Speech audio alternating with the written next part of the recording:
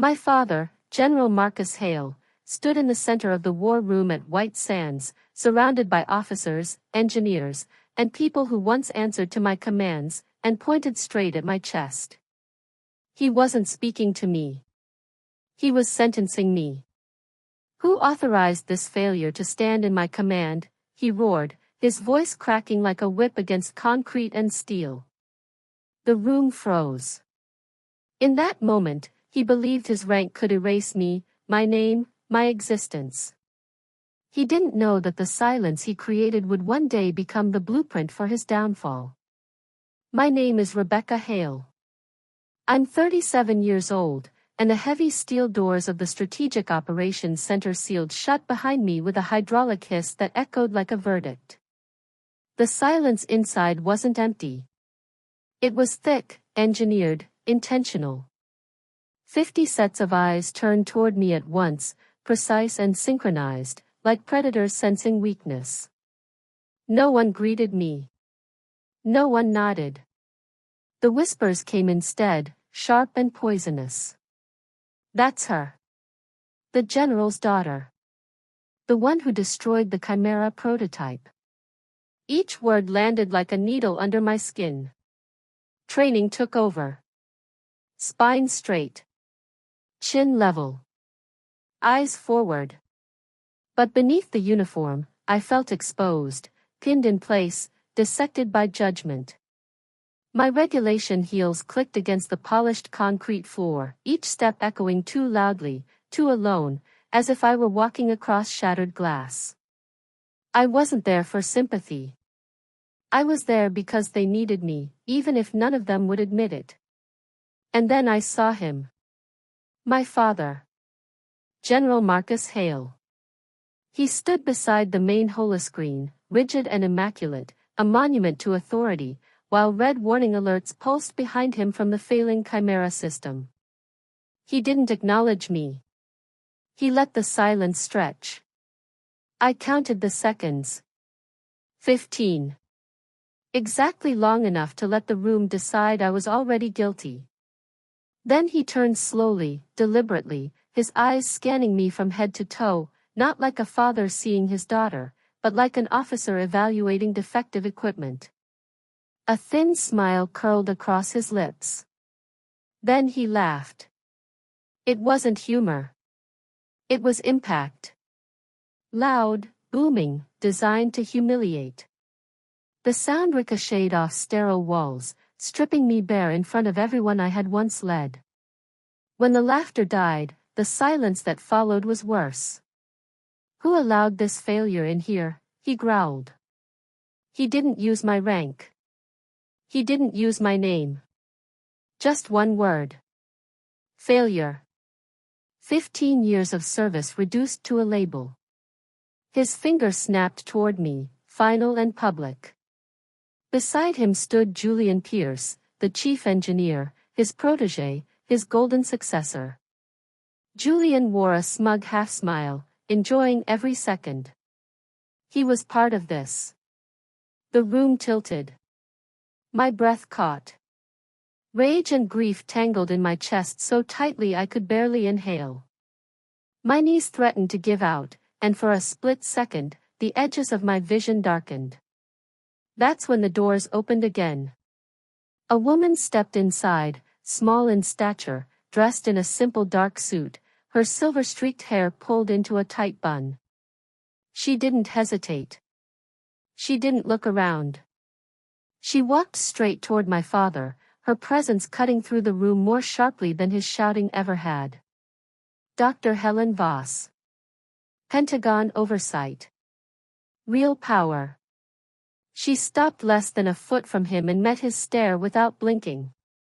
"Actually, General," she said quietly, her voice calm and lethal, "I authorized the original designer to be here." She held his gaze. "This incident is now my responsibility. And I don't tolerate performances." The shift was immediate. Color drained from my father's face. The monolith cracked. For the first time that day, I took a full breath. The sound of his laughter echoed backward through my memory, dragging me 15 years into the past, to a brightly lit hall at West Point. I was 17 then, hair pulled into a plain ponytail, hands shaking as I stood at a podium holding a trophy for first place at the National Defense Science Expo. I had built a miniature inertial guidance system alone in our garage, solder burns on my fingers, nights spent recalculating equations until dawn. It was mine. Every line. Every failure. Every breakthrough. My father was invited to speak. He praised leadership, teamwork, values. Then he gestured to my younger brother, Lucas, sitting comfortably in the audience. "This achievement," he announced, "is a testament to my son's leadership." Applause erupted. I stood there smiling, holding the trophy, erased in real time. Afterward, Lucas clapped me on the shoulder and said, "Great job. We did it." He didn't even see the theft. He never did. That night, my uncle, a tired NASA engineer with oil-stained hands, drove hours just to see me. He didn't lecture. He placed his hand over my schematics and said quietly, "They can rewrite the story, Rebecca. But machines only obey the truth. And you're the one who speaks it." Those words became a fortress inside me. Years later, that fortress was all I had when I left the military and poured everything I owned into a rusted metal garage outside Las Cruces, New Mexico. Garage 17. No lab. No funding. Just broken engines, burned coffee, and men who didn't believe a woman like me could fix what they couldn't. I let the work speak. And it did. One morning, an encrypted message arrived. No name. Just a request. Discretion required. A black SUV collected me at dawn. Deep in the desert, behind a fake ranch and real surveillance cameras, I met Dr. Voss for the first time. She showed me a prototype engine everyone else had declared dead. I listened. Not to the data. To the machine. 2 days later, it ran perfectly. "You're not fixing engines," she told me. "You're conversing with them." Then she slid a contract across the table and said words I had waited my entire life to hear. "The Pentagon made a mistake when it lost you." That's how I ended up back at White Sands. That's why my father wanted me humiliated. Because if I spoke, the truth wouldn't just surface. It would detonate. And as I stood there, shielded by Dr. Voss, I knew one thing with absolute clarity. This wasn't a reunion. This was the opening move of a war. Returning to White Sands felt like walking into a place that remembered me better than the people in it ever had. The walls were the same, the air still carried that sterile mix of recycled oxygen and authority, but the looks I received had changed. Word travels fast on a military base, and news of my return under Pentagon authority moved faster than truth ever does. My father couldn't challenge Dr. Voss openly, but he knew how to fight without firing a shot. He froze me out. Meetings were rescheduled without notice. Data access requests stalled. Conversations stopped when I entered a room. It was quiet warfare, and he was very good at it. The first technical briefing was his opening strike. I stood at the far end of the table, officially listed as a consultant, unofficially treated like an intruder. I began explaining my preliminary assessment of Chimera's instability, describing the subtle harmonic distortion I had detected in a private lab months earlier. I didn't get far. Julian Pierce cut me off mid-sentence. "With all due respect, Miss Hale," he said, emphasizing Miss like a blade, "intuition isn't engineering. We rely on data here, not feelings from someone who fixes tractors in the desert." The room went still. Engineers stared at their tablets. No one defended me. No one ever had. I didn't raise my voice. I met his eyes and held them. The data isn't wrong, I said calmly. You're just asking it the wrong questions. That night, my phone rang. Blocked number. I already knew who it was. My father's voice was smooth, controlled, almost kind. He warned me not to disrupt the team, not to revisit settled matters. Remember your place, he said. When I told him I knew the design had been altered, his tone hardened. I refined it, he snapped. I made it safer. Gaslighting wrapped in authority. Minutes later, my mother called, crying, begging me to stop, accusing me of destroying the family, of threatening my brother's future. That was when something inside me finally broke, not loudly, not dramatically, but completely. I stopped trying to be understood. I decided to be proven. Sleep became impossible. I sat alone in my assigned office long before dawn, the glow of a secure terminal washing my face in green light. I wasn't a consultant anymore. I was an investigator. Using old intelligence skills, I moved quietly through internal systems, avoiding protected files, searching forgotten archives, maintenance logs no one thought to scrub. I wasn't hunting secrets. I was hunting truth. Hours later, I found it. Buried deep. A calibration report showing my 6-stage emergency protocol had been replaced by a crude 2-stage override. Authorization signature. General Marcus Hale. Time-stamped hours before the explosion. My breath left my lungs in a rush. This wasn't a mistake. It was deliberate. I kept digging, heart pounding, hands steady. Then I found the second document. A scanned copy of my original schematic, altered. Attached was a handwritten note, my father's handwriting, blaming the change on Julian Pierce. A fabricated paper trail. He hadn't just sabotaged the system. He had prepared my grave and signed someone else's name to it. The final blow came from a social bulletin announcing a cocktail party he hosted the day after my resignation, celebrating Chimera's successful restructuring. I copied everything onto an encrypted drive, my reflection staring back at me from the dark screen, eyes burning with a clarity I had never felt before. By morning, I had a plan. Evidence wasn't enough. In a world built on power, truth needed to be demonstrated, not explained. I found an empty briefing room and covered the massive whiteboard with the original Chimera design, recreated from memory, every subsystem precise, every safeguard intact. I signed my name in the corner. When Julian walked in and mocked me, I didn't respond. The work spoke for itself. It always had. Dr. Voss saw the board within the hour. After a private meeting, she ordered a full simulation review, public, with observers. My father saw an opportunity. He invited defense journalists, framing it as a routine demonstration. He wanted witnesses to my failure. The simulation room felt like an arena. When his compromised configuration failed at 92 seconds, Julian blamed my inherent design flaws, and my father nodded solemnly.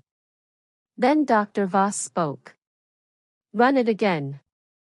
Original configuration. She used my rank. Major. Chaos followed. Alarms screamed. Julian smirked.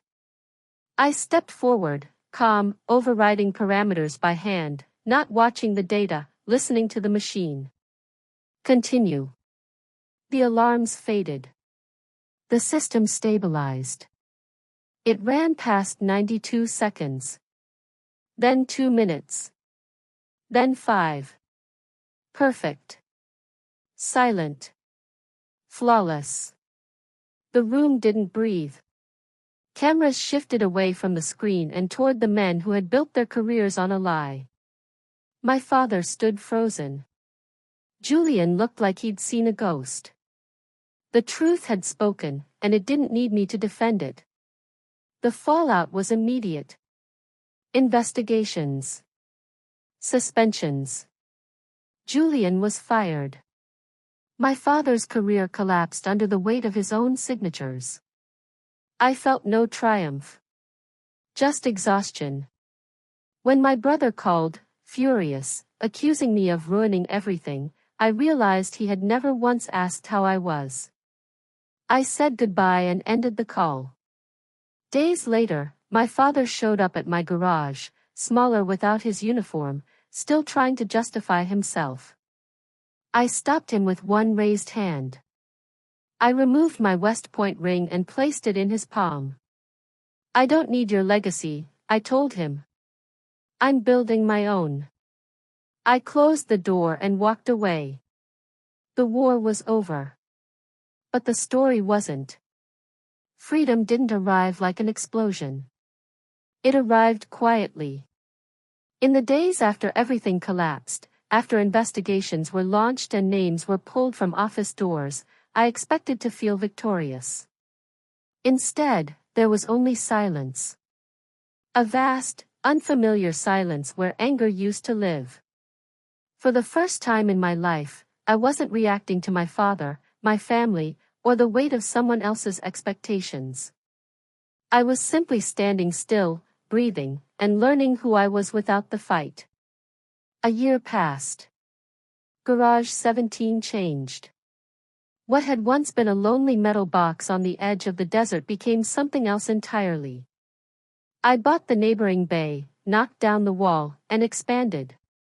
Not into a business empire, not into a defense contract pipeline, but into a space for rebuilding people, not machines. I named it the Uncle David Project, a tuition-free technical workshop for female veterans who had been told, in one way or another, that they didn't belong anymore. The silence that once haunted the garage was replaced by voices, laughter, frustration, breakthroughs, and the constant sound of tools hitting metal. It felt alive. I didn't teach from manuals. I taught my students to listen. To trust their hands. To understand that machines, like people, respond better to patience than force. I watched women who had once led platoons but felt lost in civilian life rediscover confidence with a wrench in their hands and grease on their sleeves. And every time I saw that spark return, I knew I had chosen the right battlefield. One afternoon, a thick envelope arrived with an official seal. Inside was a handwritten letter. My rank had been fully reinstated. Back pay authorized. Benefits restored. A formal offer followed, inviting me to lead a new independent research division. The words were respectful. The validation was complete. I folded the letter and placed it in a wooden box with my uncle's old tools. It mattered. But it no longer defined me. That evening, I helped a young Marine veteran struggling with a stubborn transmission. She was tense, shoulders tight, ready to give up. I didn't lecture. I handed her an old wrench and said quietly, "Don't fight it. Ask it what it needs." Her eyes changed. She tried again. This time, the machine responded. In that moment, I understood my legacy. It wasn't chimera. It wasn't rank or recognition. It was this transfer of trust. Sometimes people ask if I regret exposing my father. If it hurt to walk away from my family. The truth is, I didn't destroy anything. I stopped protecting a lie that was destroying me. The hardest lesson I learned wasn't about engineering or power. It was that silence only protects the person abusing it. Truth, spoken clearly and calmly, always finds its audience. As the sun sets over the New Mexico desert, I sit on a metal stool at the entrance of the garage, watching the sky burn from orange into deep violet. The wind moves through the open doors, not like a warning anymore, but like music. For the first time in my life, the silence feels earned. I walked through fire and didn't disappear. I used the ashes to build something real. My name is Rebecca Hale. I'm an engineer, a teacher, a survivor. And I finally learned this. No one gets to define your worth but you. If this story resonated with you, if you've ever stood in an arena where someone tried to erase you, share your story in the comments. Let others know they're not alone. Don't forget to like this video and subscribe to the channel for more stories about resilience, truth, and reclaiming your power. Because your voice matters. And it deserves to be heard.